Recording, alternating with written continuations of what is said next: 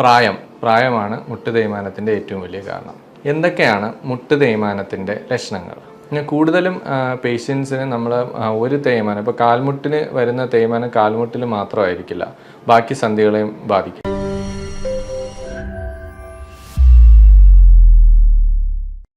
നമസ്കാരം, എൻ്റെ പേര് ഡോക്ടർ പ്രശാന്ത് JS. ഞാൻ കോഴിക്കോട് ഫാത്തിമ ഹോസ്പിറ്റലിലെ consultant trauma replacement and arthroscopy സർജനാണ്.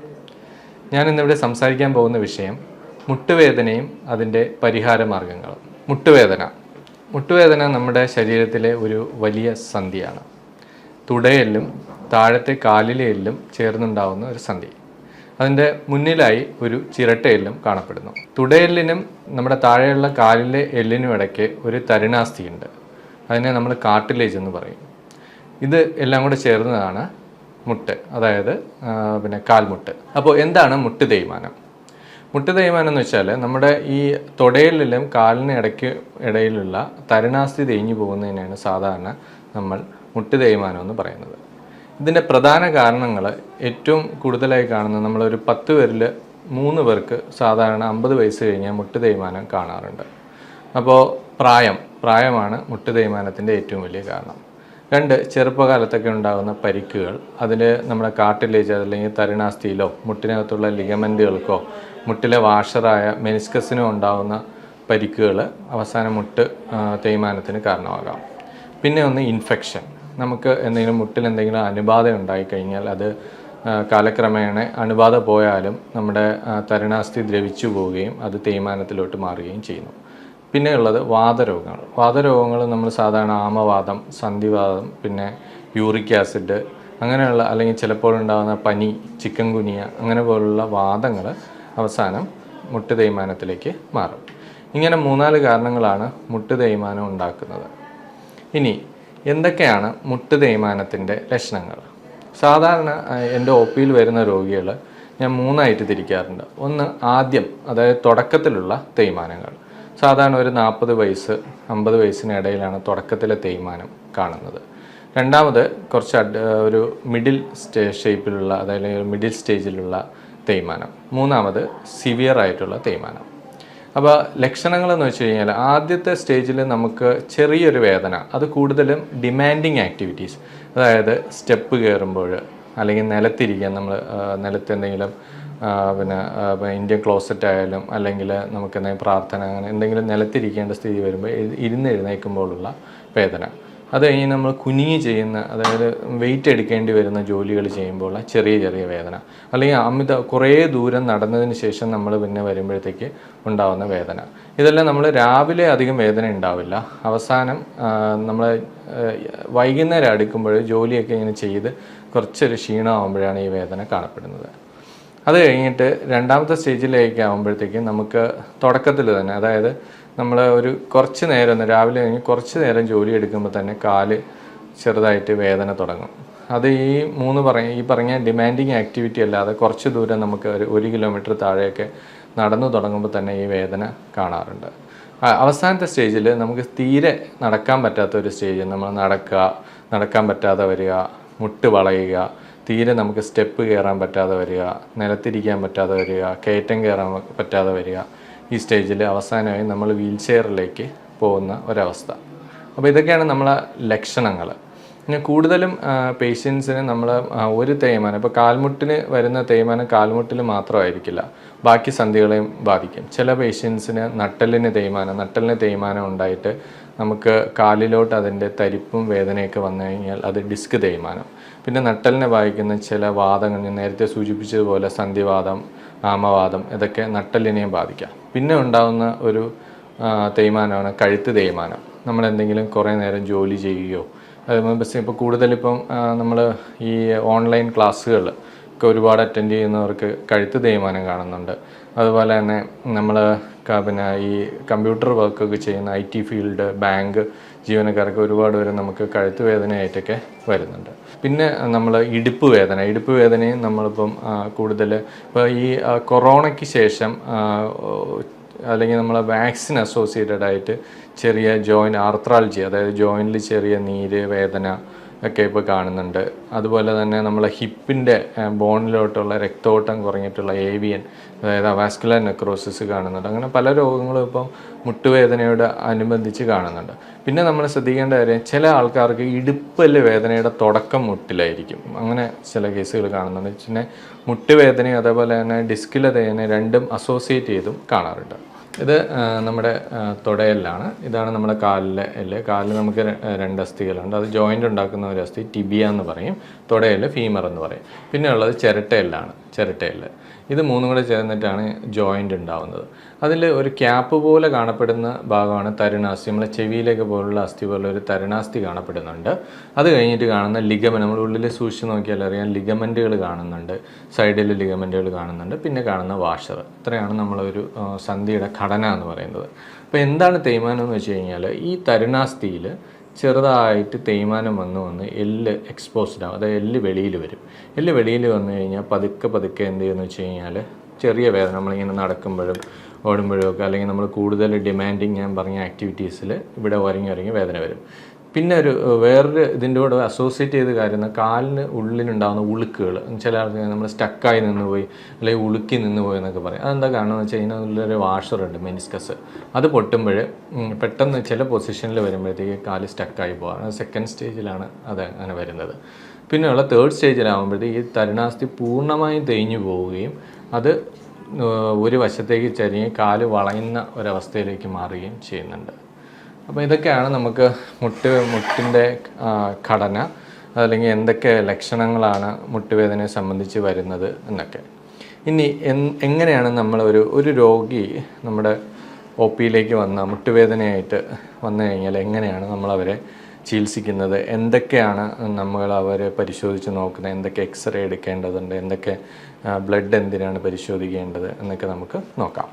അപ്പോൾ ഒരു പേഷ്യൻ്റ് നമ്മൾ മുട്ടുവേദനയായിട്ട് വന്നു കഴിഞ്ഞാൽ ആദ്യം നമ്മൾ അവരുടെ ഹിസ്റ്ററി, നേരത്തെ ഞാൻ പറയും എന്തൊക്കെയാണ് മുട്ടുവേദനയിലേക്ക് നയിക്കുക. എല്ലാ മുട്ടുവേദനയും തേയ്മാനമാണെന്നല്ല, ചിലപ്പോൾ നമ്മൾ ചെറിയ ക്യാൻസറുകൾ, നമ്മൾ എല്ലിനെ ബാധിക്കുന്ന ക്യാൻസറുകളും അല്ലെങ്കിൽ നമ്മുടെ സൈനോവിയത്തെ ബാധിക്കുന്ന സൈനോവിയൽ കോൺട്രോമാറ്റോസിസ് എന്ന് പറയുന്ന ചെറിയ പ്രശ്നങ്ങളൊക്കെ മുട്ടുവേദനയോടനുബന്ധിച്ച് വരാറുണ്ട്. അപ്പോൾ വരുന്ന പേഷ്യൻസിനെ നമ്മൾ ആദ്യം അവരുടെ കാരണങ്ങൾ ആരാഞ്ഞിട്ട്, എങ്ങനെയാണ് നിങ്ങൾ വീഴ്ചയുണ്ടോ അല്ലെങ്കിൽ നിങ്ങൾക്ക് വേറെ ഏതെങ്കിലും ജോയിൻ്റ് വാദത്തിൻ്റെ ലക്ഷണങ്ങളുണ്ടോ, എന്തൊക്കെ ചെയ്യുമ്പോഴാണ് വേദന എന്ന് നോക്കിയിട്ട് നമ്മൾ അവരെ ഒരു എക്സ്റേക്ക് വിധേയരാക്കാറുണ്ട്. എക്സ്റേ നോക്കുമ്പോൾ അതിൻ്റെ ഈ കാർട്ടിലേജിൻ്റെ തേയ്മാനം അനുസരിച്ച് അവരെ മൈൽഡ്, മോഡറേറ്റ്, സിവിയർ 3 ഗണത്തിൽ തിരിക്കാറുണ്ട്. പിന്നെ നമ്മൾ നോക്കുകയെന്ന് വെച്ച് കഴിഞ്ഞാൽ ഈ പറയുന്ന കണക്ക് ഈ വാദസംബന്ധമായ യൂറിക് ആസിഡ് അല്ലെങ്കിൽ ആമവാദത്തിൻ്റെ ടെസ്റ്റുകൾ, അല്ലെങ്കിൽ നമ്മൾ ചില തൈറോയിഡ്, അങ്ങനെയുള്ള കുറച്ച് ടെസ്റ്റുകളുണ്ട്, അതിന് വിധേയമാക്കും. എന്നിട്ട് അതിൻ്റെ മൂലകാരണം നമ്മൾ മനസ്സിലാക്കിയതിന് ശേഷം പേഷ്യൻറ്റിനെ അടുത്ത ട്രീറ്റ്മെൻറ്റിലേക്ക് പോകാറുണ്ട്. ചില പേഷ്യൻസിന് ഈ വാഷർ, അതായത് ഉള്ളിലുള്ള വാഷർ ഇവിടെ ഉളുക്കുന്ന സന്ദർഭങ്ങളിൽ ചിലപ്പോൾ നമ്മൾ MRIയും ചെയ്യേണ്ടി വരാറുണ്ട്. അല്ലെങ്കിൽ നമുക്ക് ചില കേസുകളിൽ നമുക്ക് എക്സ്റേയിൽ എല്ലാ ഫൈൻഡിങ്ങും കിട്ടില്ല. അപ്പോൾ ലിഗമെൻറ്റിനോ അല്ലെങ്കിൽ നമുക്ക് കാർട്ടിലേജ് അല്ല എന്തെങ്കിലും ഇഞ്ചുറി ഉണ്ടോ എന്നൊക്കെ നോക്കാൻ വേണ്ടിയിട്ട് MRIയും ചെയ്യേണ്ടി വരാറുണ്ട്. അപ്പം ആദ്യ സ്റ്റേജ്, തുടക്കത്തിലുള്ള തേയ്മാനം എപ്പോഴും നമുക്ക് സർജറിയോ അങ്ങനെ അതിൻ്റെ ഒന്നും ആവശ്യമില്ല.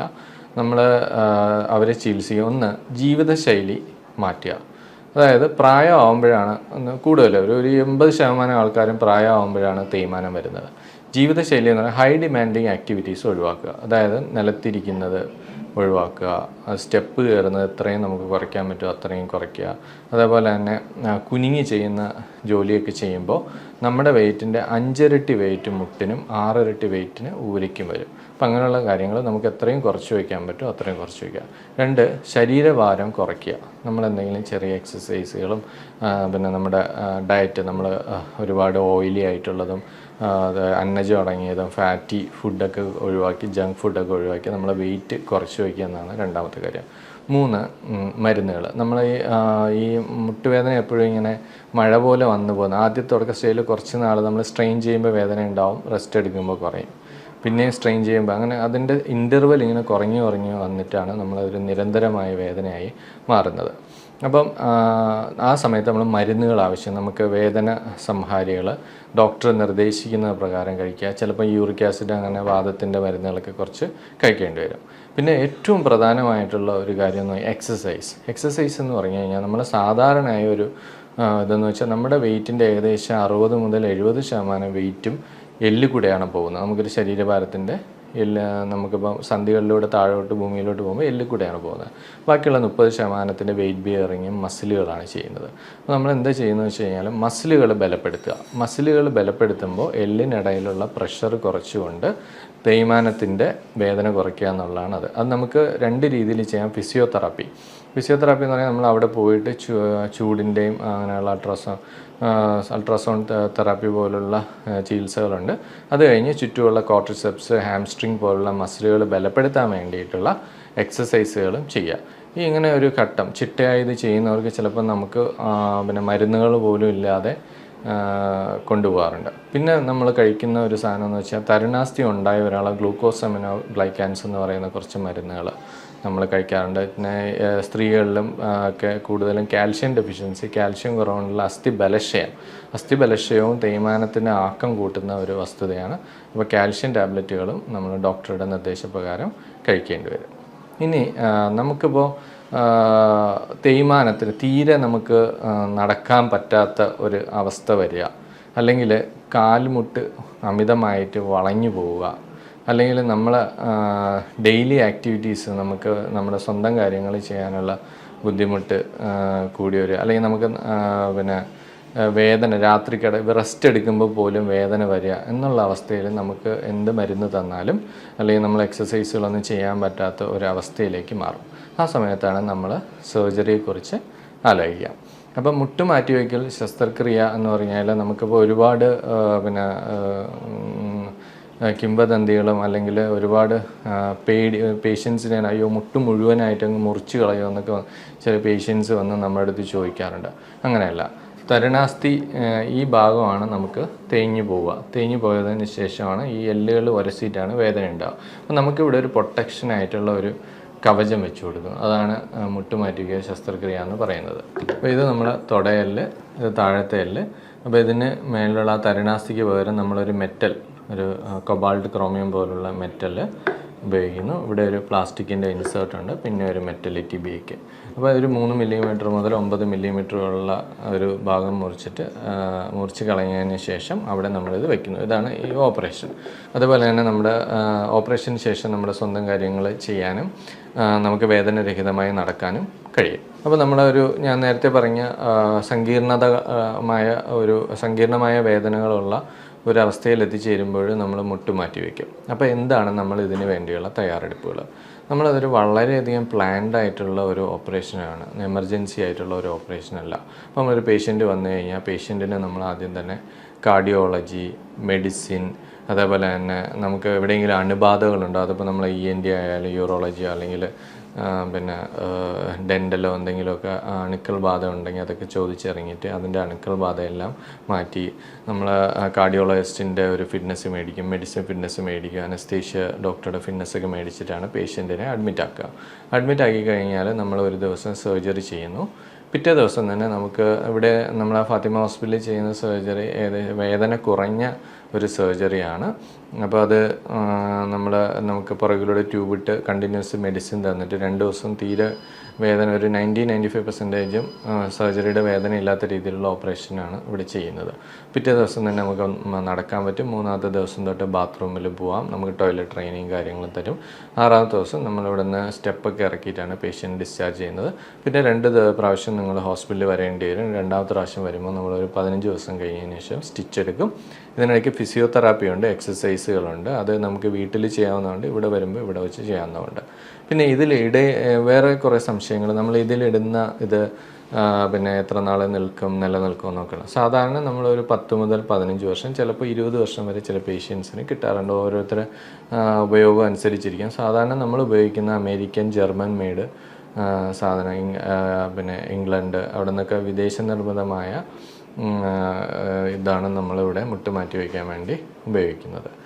പിന്നെ അവസാന സ്റ്റേജിൽ നമ്മൾ 1 മാസം കഴിഞ്ഞതിന് ശേഷം ഇവരെ മുറിവെല്ലാം ഉണങ്ങി നല്ലോണം എക്സസൈസൊക്കെ ചെയ്ത് ഒരു 3 മാസം വരെ നമ്മൾ ഫോളോ അപ്പിന് വരാൻ പറയാറുണ്ട്. അത് കഴിഞ്ഞാൽ സ്വന്തം ജീവിതത്തിലേക്ക് തിരിച്ചു പോവാം.